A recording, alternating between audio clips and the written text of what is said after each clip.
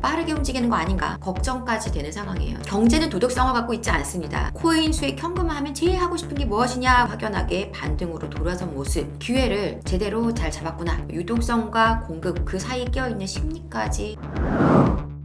안녕하세요. 사다리 경제 유선영입니다. 시장의 분위기가 심상치가 않습니다. 제가 계속 최근 들어서 드리고 있는 말씀이지만 거래량의 흐름도 굉장히 지금 제가 예상하는 것보다도 더 빠르게 증가해 가는 모습이 나오고 있습니다. 자세한 시황은 3월 19일에 라이브 시간에 여러분들과 공유하도록 하겠습니다만 거래량부터 해서 가격의 움직임까지 여러분들도 언론을 통해서 어디는 1억이 올랐네, 어디는 신고가네, 그리고 들고 있었는데 어떻게 됐다라든가 이런 얘기들을 계속 들고 계실 겁니다. 그래서 전반적인 분위기가 빠르게 바뀌고 있고요. 제가 작년 말에 상고하고고 전망을 던졌을 때 사실 부담을 좀 안고 저의 생각을 과감하게 말씀을 드렸던 것인데 잘 떨어진다 이런 지금 기분이 아니고 오히려 이렇게 가면 좀 너무 빠르게 움직이는 거 아닌가? 저는 사실 전세는 빠르게 회복하고 시세는 조금씩 완만한 회복을 하면서 하반기 가서 조금 더 전반적인 어떤 흐름이 강하게 나오는 그런 모습을 기대하고 있었는데요. 지금 이런 흐름이라면은 제 예상보다도 빠르게 갈까봐 사실 약간 걱정까지 되는 상황이에요. 저도 시장이 빠르게 막 가격이 올라가고 이런 걸 바라는 게 아닙니다. 지금 힘드신 전세, 역전세 이슈 있으신 분들 해결이 되어 가길 바라는 마음이 가장 크고, 이 시세는 안정적으로 천천히 속도 조정하면서 갔으면 하는 바람이거든요. 그래야지 탄탄한 어떤 시세 흐름을 만들어낼 수 있다 이렇게 보고 있습니다. 어쨌든 시장은 제 바람과는 상관없어요. 경제는 도덕성을 갖고 있지 않습니다. 많은 분들이 저에게 조금씩 요즘 또 그 약간 부정적인 댓글들 달리시는데요. 제가 시장에 대해 얘기하는 것들에 대해서 기분이 언짢으신 거죠. 이 언짢으시다는 거는 지금 시장에서 뭔가 해결해야 할 과제가 있으시다는 얘기예요. 올라가지 않았으면 하는 바람이 있으신 건데요. 바람과 시장의 흐름은 아무 상관이 없습니다. 그래서 우리가 정확하게 시장을 잘 봐야 되고 흐름을 읽어야 되고 내가 그럼 어떻게 선택해야 되나, 포지션을 어떻게 잡아야 되나, 여기에 집중하셔야 되는 그런 시장입니다. 정신 정말 똑바로 차려야 됩니다.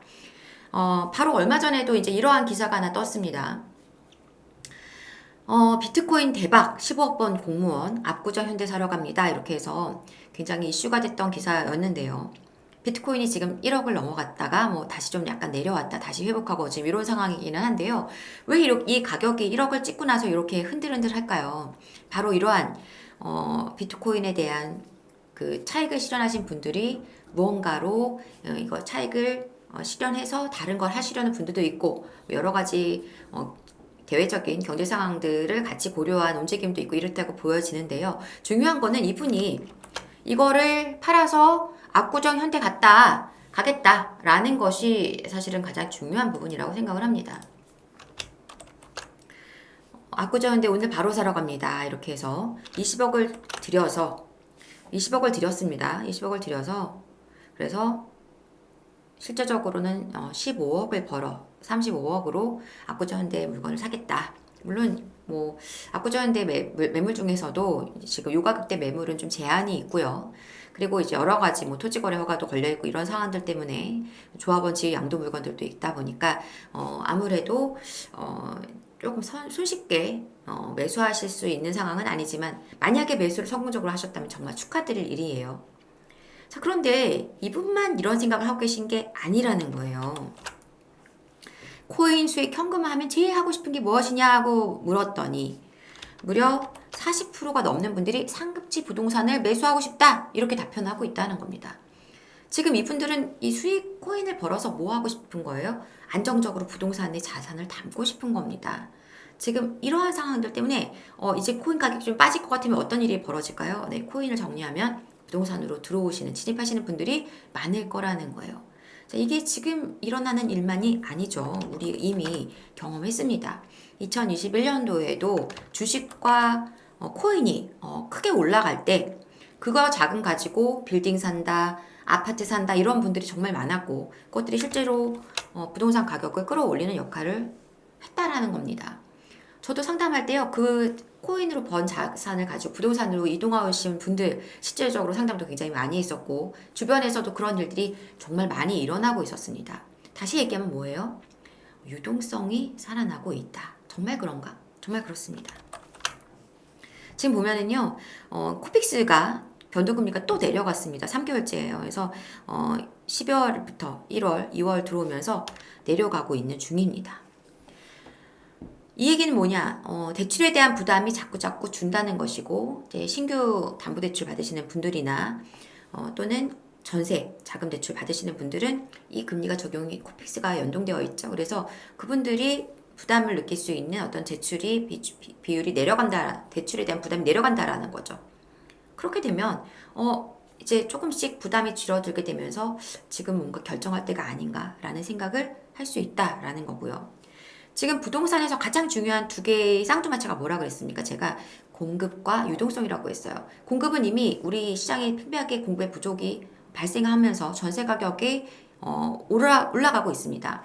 전세 가격이 오르니까 이제 나는 새로운 신규 전세 가려면 오른 전세금 써야 돼? 안 돼. 그럼 난 갱신 청구권 써야지. 그래서 갱신 청구권 쓰는 사람들이 또 늘어나요. 그러면 갱신 청구권 쓰면 공급되는 유통되는 전세 매물이 줄어듭니다. 그런데 이 중에서 또 이동해야 되는 분들이 있어요. 4년 계약 갱신 끝나신 분들은 또 이동해 와야 돼요. 그래서 그분들은 공급 물량 자체가 많지 않은데 이동해 와야 하는 수요들은 있다 보니 그러면서 전세값은 계속 올라가게 되는 겁니다. 이게 주택이 많다면 그런 일이 발생하지 않겠죠. 주택이 부족해서 주택이 부족하면 가장 먼저 전세에 영향을 주는 거고요. 그래서 공급의 문제는 이미 발생하고 있고요. 그 다른 문제인 유동성 문제는 금리가 점차 이 어떤 대출 금리 시장에서 우리가 유통된 시장 금리 자체가 내려가고 있는 것도 중요한데 기준 금리 자체가 내려가게 될 때 좀 더 명확해질 거라고 저는 생각을 했는데요.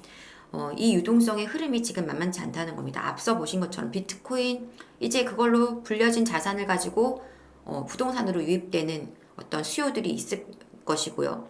실제적으로 한은에서 이 매월 통화 및 유동성 지표를 발표를 하는데요. 아주 좀 정확하게 볼 수 있는 데이터가 있어요. 그 유동성 지표 증감률 추이인데요. 이거는 전년 동월 대비를 해서 어떤 계절적인 요소를 배제하고 보는 것입니다.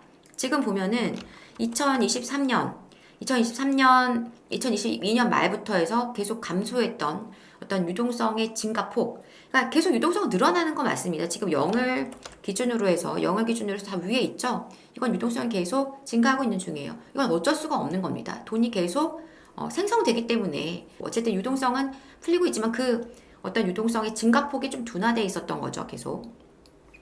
그랬는데 지금 2023년 12월 그리고 1월부터 이게 확연하게 반등으로 돌아선 모습.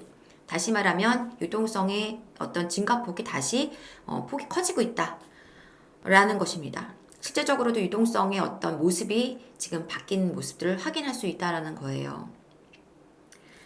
자, 이러다 보니까 지금 아파트값 하락 끝났나, 바닥 따지기 끝났나 이러한 기사들이 나올 수밖에 없죠. 데이터에서 확인되니까요. 실거래가 지수가 상승 전환 이미 1월에 거래량이 12월 바닥 찍고 다시 올랐고 2월에 지금 명절을 끼고 있었고 그래서 실질적으로는 거의 한 열흘 가까이를 왜냐면 명절 전후로 해서 연휴로 보신 분들이 많았기 때문에 한 20일간의 거래량이 1월의 거래량을 지금 넘어설 수도 있는 상황에 와 있습니다. 이 통계상. 그리고 3월달 거래량 만만치 않습니다.